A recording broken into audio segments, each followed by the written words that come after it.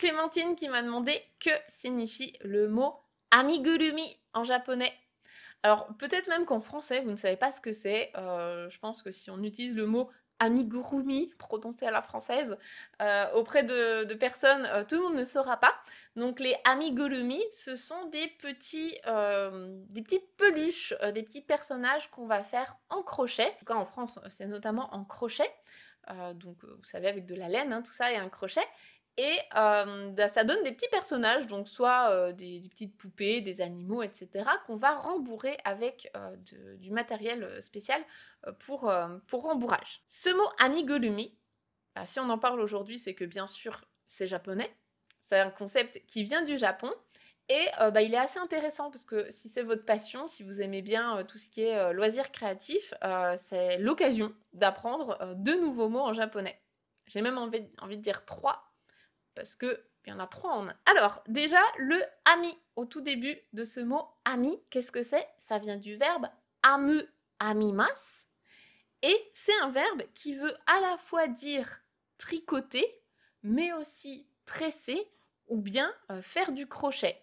Donc pour les Japonais, ils ne font pas la différence entre ces différentes activités, alors que chez nous, ben, comme c'est des outils différents, des techniques différentes, ben, on a des noms différents. Pour les Japonais, c'est le même verbe.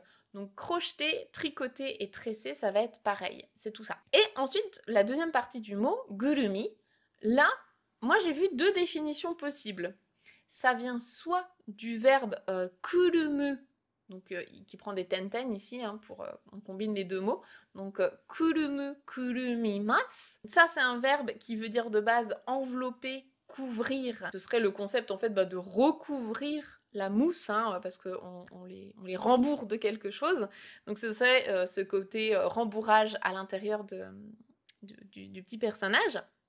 Mais j'ai aussi vu, et moi c'est comme ça que j'avais compris de prime abord, que c'était plutôt en référence au mot nuigurumi, qui veut dire une peluche. Nuigurumi, d'ailleurs, c'est intéressant parce que dans nuigurumi, on a le verbe nu qui veut dire coudre. Donc, est-ce que c'est un truc qu'on enveloppe avec du crochet, ou alors est-ce que c'est une sorte de peluche, c'est un jeu de mots, une peluche tricotée? Dans tous les cas, ça symbolise quand même bien le concept, et puis c'est l'occasion d'apprendre des nouveaux mots en japonais, donc on va pas s'en priver. Voilà, ce que je vous invite à faire, hein, c'est vraiment quand vous croisez des mots dans la vie de tous les jours en français, et vous dites, tiens, ça sonne japonais, bah, c'est une super occasion d'apprendre des nouveaux mots.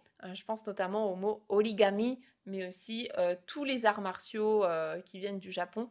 Tout ça, c'est des super portes d'entrée pour apprendre du vocabulaire supplémentaire, sans vraiment mémoriser du vocabulaire supplémentaire, parce qu'en fait, c'est des mots que vous connaissez déjà.